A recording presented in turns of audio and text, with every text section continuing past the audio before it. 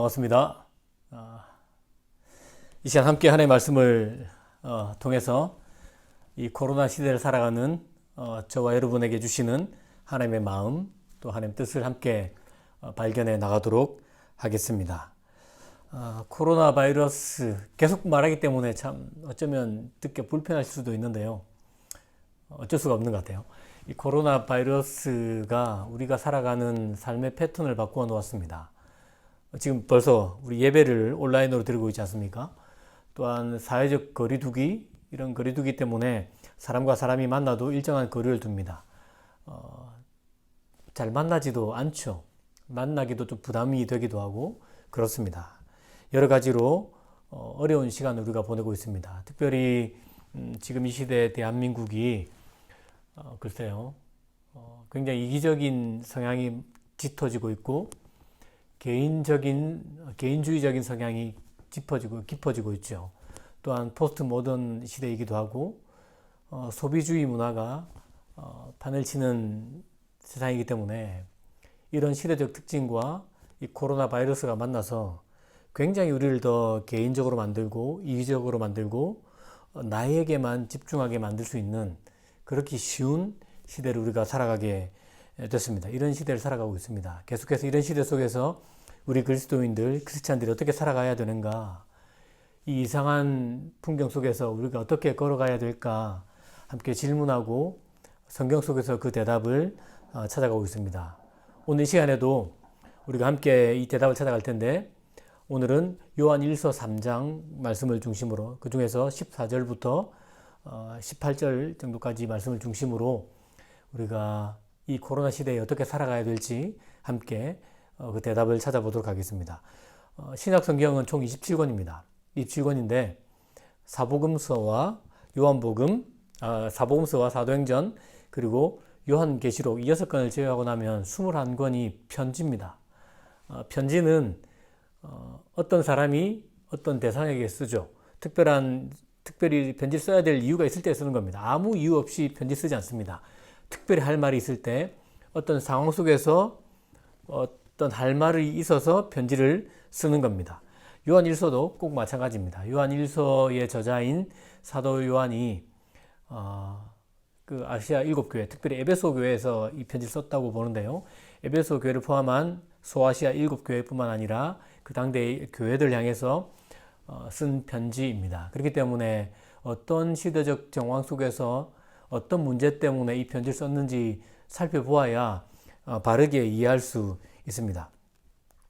사도 요한이 활동하던 사역하던 시대는 영지주의라는 이단이 아주 크게 판을 쳤습니다. 아주 시끄러웠어요. 영지주의가 아주 심각했다라고 할 수 있습니다. 특별히 플라톤의 이원론과 영지주의가 딱 맞아 떨어지거든요. 그래서 그 플라톤 사상과 함께 영지주의가 굉장히 교회를 힘들게 만들었고 사람들의 생각을 어지럽혔던 시대입니다. 쉽게 말하면 육체는 악하고 영혼, 정신은 선하다라는 주의입니다. 그렇기 때문에 예수께서 육신을 가지고 이 땅에 오실 수 있다 없다? 없는 겁니다. 육신이 악하기 때문에. 육신을 가지고 예수께서 부활하면 된다 안 된다? 안 되는 겁니다. 왜냐하면 육체가 악하기 때문에. 그렇기 때문에 예수께서 육체를 가지고 온 것이 아니라 그렇게 보였다. 이렇게 해석하기도 하고 이런 말들이 많았습니다. 그래서 요한 1서 4장을 보면 예수께서 육체를 가지고 이 땅에 오셨음을 믿는 자가 하나님의 영에 속한 자이고 예수께서 육체로 오셨음을 부정하는 자는 다 적그리스도이고 사탄이고 마귀의 영에 속했다라고 말해 놓고 있습니다. 그렇게 해야 될 만큼 영지주의가 판을 쳤다고 할 수 있습니다. 뿐만 아니라 이때 굉장히 힘들었습니다. 로마가 기독교인을 박해했고 또 유대교가 기독교인을 박해했습니다. 박해가 아주 심각해지고 있던 때였고 이미 심각해진 상태였습니다. 예수 믿으면 재산을 몰수당하기도 했고 예수 믿으면 매맞기도 하고 갇히기도 하고 심지어 죽기도 하고 예수 믿으면 경제적 활동 자체를 할 수가 없는 경우도 있었습니다. 예수 믿으면 굉장한 어려움을 겪을 수밖에 없는 거죠. 영지주의 때문에 도덕적 타락도 일어나는 데다가 쉽게 유혹되죠. 육체로 하는 것은 아무 의미가 없기 때문에 막 살았거든요. 이런 어떤 육체적인 유혹과 함께 박해 또 굉장한 어려움 때문에 많이 힘들었던 시대에 사도 요한이 편지를 쓴 겁니다. 핵심 사상은 사랑하라는 겁니다. 사랑하라. 하나님이 사랑임을 알려주시고 우리를 사랑하셨기 때문에 우리를 구원하기 위해서 아들 예수를 사람의 몸을 입히셔서 이 땅에 보내주셨음을 증거하고 그 사랑을 입었기 때문에 우리 크리스찬들은 사랑하며 살아야 된다. 이것이 핵심이에요. 사랑하면 사랑의 바탕을 두고 참된 교제를 나누게 된다. 사랑과 교제가 요한 1서의 핵심 단어인데 하나님 사랑이 그냥 교제를 품고 있다 보면 사랑이 핵심 단어라고 할 수 있습니다. 서로 사랑해야 된다라고 말씀하고 가르쳐주고 있습니다. 특별히 그렇게 이단이 득세하고 살아가기가 힘들고 박해당하고 먹고 사는 것, 생존하는 것 자체가 어려운 시대에 사랑하며 살아야 된다라고 가르쳐주고 있습니다. 읽진 않았지만 14절 말씀은 약간 오해의 소지가 있기 때문에 좀 제가 설명을 드리면 좋을 것 같아요. 14절 말씀은 이렇습니다. 우리는 형제를 사랑함으로 사망에서 옮겨 생명으로 들어간 줄을 알거니와. 그러니까 형제를 사랑했기 때문에 사망에서 생명으로 옮겨갔다라고 이렇게 번역이 되어 있어요. 그리고 사랑하지 아니하는 자는 사망에 머물러 있다. 그렇기 때문에 우리가 사망에서 생명으로 가는 어떤 조건으로 사랑이 필요한 것처럼 오해할 수가 있는데 실제 번역은 그렇지 않습니다. 헬라어 원어적으로 원어에 좀 충실하게 번역한다면 이렇습니다.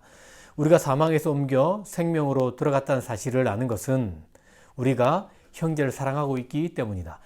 그러니까 우리가 사망에 있지 않고 생명으로 갔다는 것을 우리가 아는데 왜 어떻게 알 수 있냐면 우리가 형제를 사랑하는 것 때문에 이 사실을 알 수 있다. 다시 말하면 사망에서 생명으로 갔기 때문에, 다시 말해서 구원받았기 때문에, 하나님 나라의 자녀가 되었기 때문에 사랑한다라는 것을 가르쳐 주는 겁니다.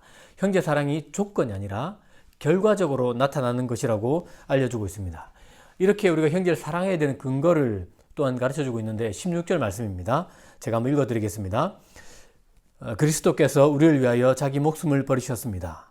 이것으로 우리가 사랑을 알게 되었습니다. 그러므로 우리도 형제 자매를 위하여 목숨을 버리는 것이 마땅합니다. 예수님께서 우리를 사랑하셔서 자기 목숨을 버리셨습니다. 우리를 사랑하셔서 자기 목숨을 버리셨어요. 이 예수의 사랑 때문에 우리가 사랑을 알게 된 겁니다. 그렇기 때문에 이 사랑을 진짜 알았기 때문에 그 사랑이 우리 안에 있기 때문에 그 사랑을 우리가 받았기 때문에 우리도 형제 자매를 당연히 사랑하고 형제 자매를 위해서 목숨을 버리는 것이 당연합니다. 라고 알려주고 있습니다.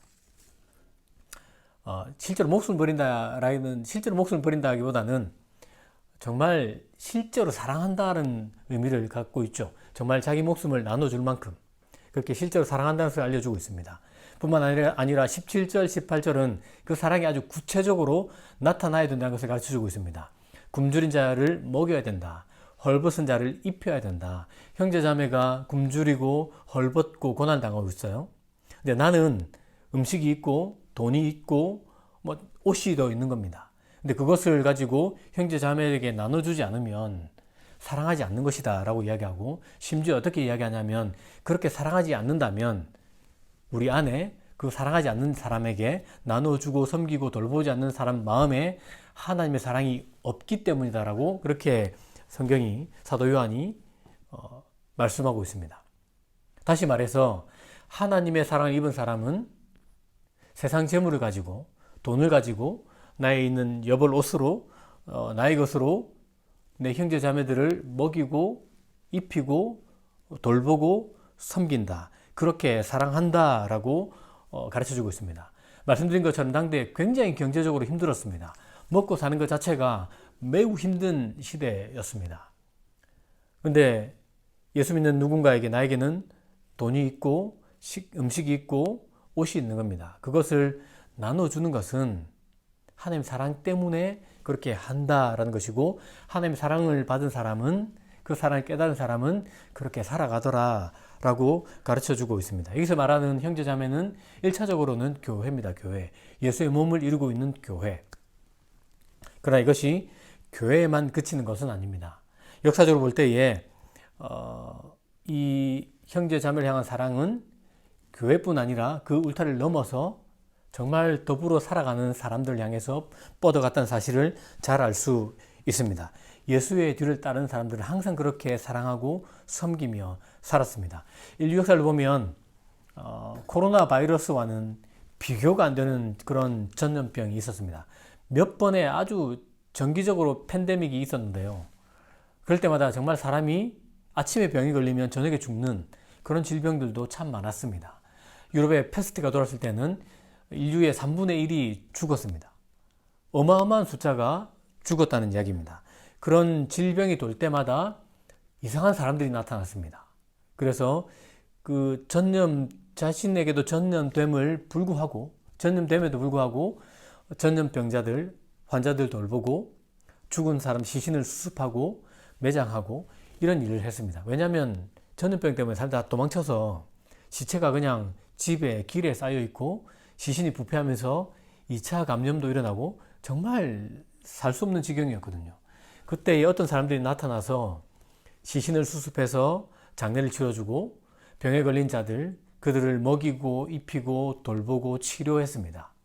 자신이 전염되면서까지 말입니다. 그들이 누굴까요? 그렇습니다. 바로 여러분, 저와 여러분 크리스찬입니다. 크리스찬들이 항상 그럴 때마다 나타나서 이웃을 돌보고 섬기고 그렇게 사랑했습니다. 로마 황제 줄리안은 이렇게 말했습니다. 갈릴리인들, 이방인들이라고 표현했는데 그리스도인 크리스천을 말합니다. 갈릴리인들이 비기독교인 병자들까지 돌본다. 진짜 우리 로마인들은 뭐 하는데 저 이방인들이 그렇게 비기독교인까지 돌보고 있는데 왜 우리 로마인들은 이런 높은 시민의식을 가지고 있으면서도 그렇게 하지 않느냐라고 푸념하고 불평했다고 합니다. 교회 역사가 폰티아누스는 크리스천들이 믿음의 가족뿐 아니라 모든 사람에게 선행을 베풀어서 그런 어려움을 극복하게 했다라고 이야기하고 있습니다. 사회학자이자 종교 통계학자인 로드니 스타크는 기독교인들 때문에 그런 이 도시의 사망률이 굉장히 낮춰졌다라고 그렇게 역사적 조사를 통해서 발표하기도 했습니다. 그리스도인들이 전염병에 걸린 사람들을 돌보고 그렇게 도시를 지켜나갔다라고 역사적으로 증언하고 있습니다. 이런 돌봄은 시대 속에서 끊임없이 나타났습니다. 우리가 잘 아는 마르틴 루터, 1527년 패스트가 독일을 강타했습니다. 그때 마틴 루터가 있던 비텐베르크 성에도 이 패스트가 유행을 했습니다. 마틴 루터는 당대의 가장 유명한 사람이었고 반드시 살아남아야 될 사람이었습니다. 그래서 많은 사람들이 빨리 피신하라고 그렇게 요청했습니다. 그런데 루터가 피하지 않았습니다. 오히려 그 비텐베르크 성에 남아서 사람들을 돌보고 섬겼습니다. 그 때문에 일어났던 일이 있는데 그의 딸 엘리자베스를 패스트로 잃었습니다. 그때 그가 남겼던 글이 있는데요. 제가 읽어드리겠습니다. 우리는 그리스도인들 말합니다. 크리스찬. 우리는 우리의 임지에서 죽는다. 크리스찬 의사들은 그들의 병원을 버릴 수 없고 크리스찬 관리들은 그들의 구역에서 도망칠 수 없고 크리스찬 목사들은 그들의 회중을 버릴 수 없다. 역병이 코로나 바이러스가 우리의 의무를 용이시키지 않는다. 오히려 우리의 의무를 우리가 죽을 준비를 해야 할 십자가로 돌린다. 끝내주죠. 패스트 앞에서 마틴 루터가 도망친 게 아니라 그것을 자기가 짊어져야 할 십자가로 알고 그곳에 남아서 병자들을 돌봤습니다. 자기 생명을 걸고 말입니다. 결국 자기 딸을 잃으면서도 그는 거기 남아서 병자들 돌보았고 사람들을 지켜냈습니다. 그렇게 사랑했습니다. 이유는 단 하나입니다. 그가 하나님의 사랑을 입었기 때문입니다. 코로나 바이러스 강타한 후에 세계적인 지성인들 또 신학자들이 책을 써냈습니다. 톰 라이트는 하나님과 팬데믹이라는 책을 써냈고 월터 브루그만은 다시 춤추기 시작할 때까지라는 책을, 존 파이퍼는 코로나 바이러스와 그리스도라는 책을 썼고, 그리고 존 레녹스라는 옥스퍼드 수학 명예교수인데요. 이분은 코로나 바이러스 세상 하나님은 어디에 계실까라는 책을 써냈습니다. 각자 다른 시선으로, 한 명은 신약학자의 시선으로, 한 명은 구약학자의 시선으로, 한 명은 보수신학자이자 목회자의 시선으로, 한 명은 평신도죠. 평신도이자 지성인 수학자의 시선으로 책을 펴냈는데 다 각기 다 다릅니다. 다른데 공통점이 있습니다. 사랑해야 된다는 겁니다. 우리 그리스도인들이 이 낯선 세상 속에서 사랑하도록 부름받았다는 것을 주장하고 있습니다. 이 존 레녹스가 써놓은 글이 있는데 제가 한번 읽어드리겠습니다. 우리 크리스천은 스스로 대가를 지불하면서도 어떻게 타인을 사랑할지 그 방법을 찾아야 합니다. 우리가 믿고 섬기고 따르는 하나님께서 자기 아들을 십자가에 죽게 하심으로 우리를 사랑하셨기 때문입니다. 우리 이웃을 사랑한다는 것은 또한 이기적으로 식품과 필수품 사재기에 나서 우리 이웃이 필요한 것을 구하지 못하게 하는 일을 도모하지 않는 것을 뜻합니다. 이렇게 써놓았습니다. 말씀드린 것처럼 우리가 겪고 있는 것처럼 코로나 바이러스는 이상한 풍경을 만들어 놓았습니다. 근데 사실은 지난 시간에도 살피고 계속해서 말씀드리지만 우리에게 낯설고 우리에게 아주 이상하고 우리에게 생경한 풍경이지 역사 속에서 이런 일들은 많았습니다. 아주 많았죠.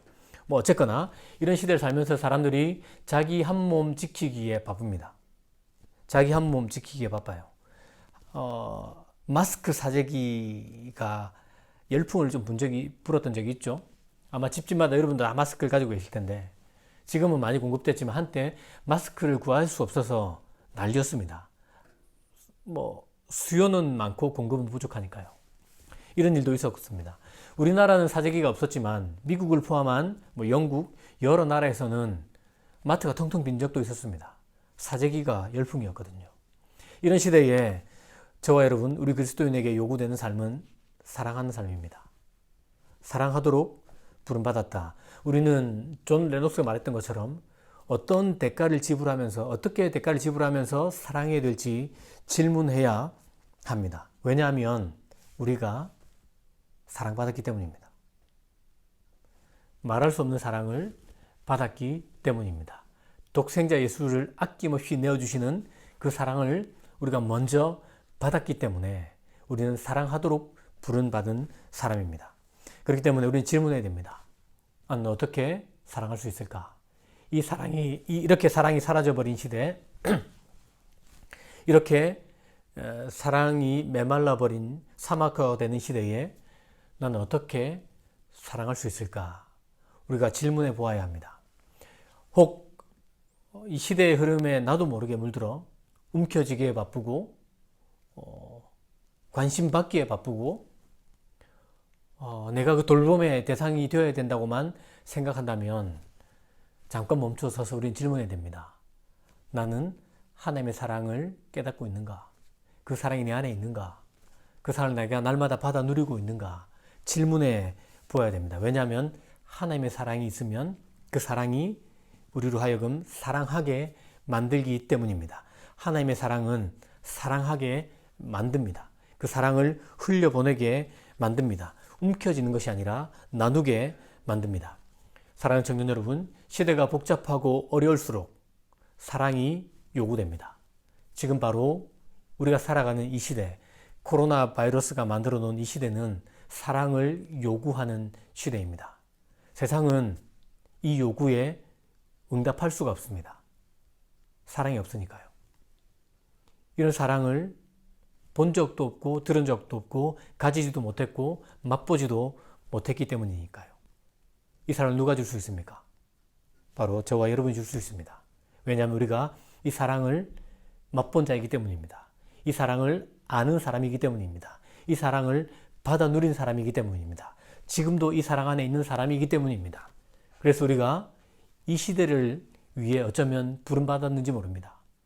이 시대에 사랑하기 위해서, 사랑하면서 하나님을 보여주기 위해서, 사랑을 나눠주고 실천하면서 이 세상을 변화시키기 위해서, 이 코로나 때문에 힘들어하는 사람들을 위로하고 그들의 삶을 어루만지고 그들에게 하나님의 사랑을 흘려보내기 위해 저와 여러분이 이 시대에 지금 이 자리에 서 있는지 누가 알겠습니까?